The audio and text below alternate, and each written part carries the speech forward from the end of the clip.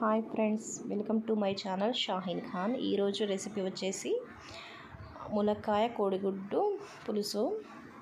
ములక్కాయని ఇలా కట్ చేసుకొని ఉంచుకోవాలి. ఉడకబెట్టిన 5 కోడిగుడ్లను తీసుకోవాలి. నిమ్మకాయ అంతా చింతపండు తీసుకోవాలి. పసుపు, ఉప్పు, కారం, కొద్దిగా కొత్తిమీర, అల్లం వెల్లుల్లి పేస్ట్ కూడా తీసుకోవాలి. ఇలాగా ఉల్లిపాయ పచ్చిమిరపకాయలు కూడా ఇలా కట్ చేసుకొని ఉంచుకోవాలి. ఒక ప్యాన్లో కొద్దిగా ఆయిల్ వేసుకోవాలి. దాన్ని హీట్ అయ్యేలాగా ఉంచాలి. ఎక్కువగా ఆయిల్ యూజ్ చేయకూడదు ఫ్రెండ్స్. ఈ ఆయిల్ హీట్ అయిన తర్వాత ఇందులో పచ్చిమిరపకాయ ముక్కలను కూడా వేసుకోవాలి.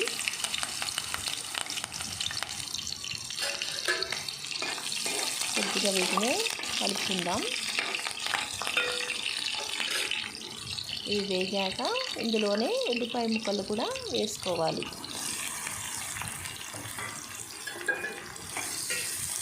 రెండు మూడు సార్లు అటు ఇటు కలుపుతూ ఉండాలి. 5 నిమిషాల వరకు దీన్ని వేగనిద్దాం. ఇలా కొంచెం బ్రౌన్ కలర్లో వచ్చాయి ఫ్రెండ్స్. ఇంకా కొంచెం బ్రౌన్ కలర్లో రావాలి. కొంచెం సాల్ట్ వేసుకుందాం. ఈ ఉల్లిపాయ ముక్కల్లో ఉన్న వాటర్ అంతా ఇలా పైకి వచ్చేస్తుంది ఉప్పు వేయడం వల్ల. ఇంకా కొంచెం సేపు వేగాలి ఫ్రెండ్స్. కొద్దిసేపు వేగనిద్దాం.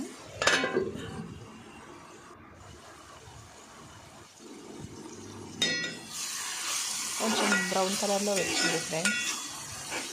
అడుగంటకుండా అటు ఇటు కొంచెం కలుపుతూ ఉండాలి. దీనిలో ఉన్న వాటర్ మొత్తం బయటకు వచ్చేసింది ఫ్రెండ్స్. కొంచెం అల్లం వెల్లుల్లి పేస్ట్ కూడా వేసుకోవాలి.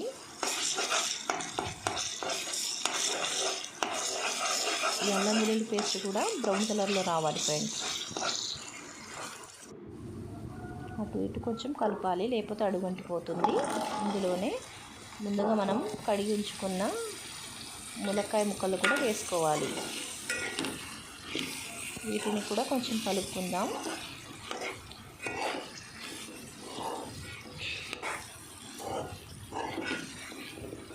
ఈ అల్లం వెల్లుల్లి పేస్ట్ అనేది దీనికి ఇలా కలపడం వల్ల పడుతుంది ఫ్రెండ్స్.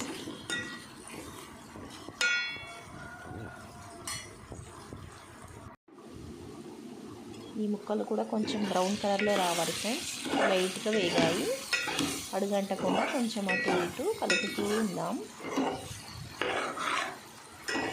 వీటిలో ఉన్న వాటర్ కూడా మొత్తం బయటకు వచ్చేస్తుంది ఇలా కలపడం వల్ల.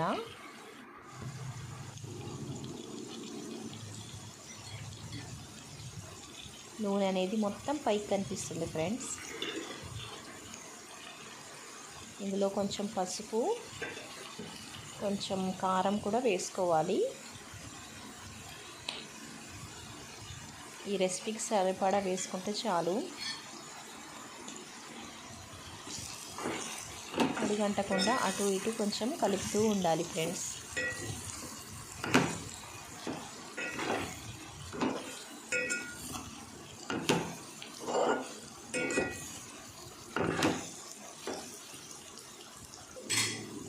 ఇందులోనే కొంచెం కొత్తిమీర కూడా వేసుకోవాలి.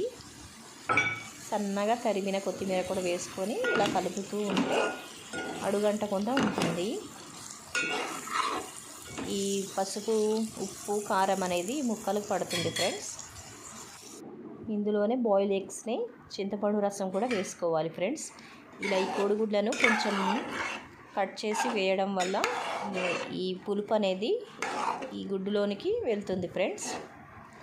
కొంచెం అటు ఇటు కలుపుకుందాం ఫ్రెండ్స్. దీనిలో సరిపడా వాటర్ కూడా పోసుకుంటే మంచిది ఫ్రెండ్స్.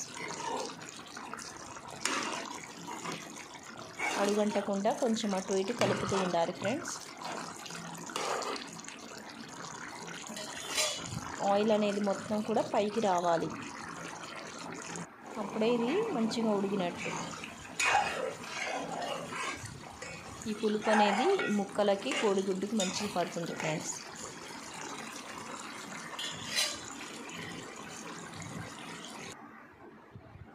కర్రీని ఒక బౌల్లోకి తీసుకుందాం. ఈ విధంగా ఉంటుంది ఫ్రెండ్స్ ఉడికిన తర్వాత.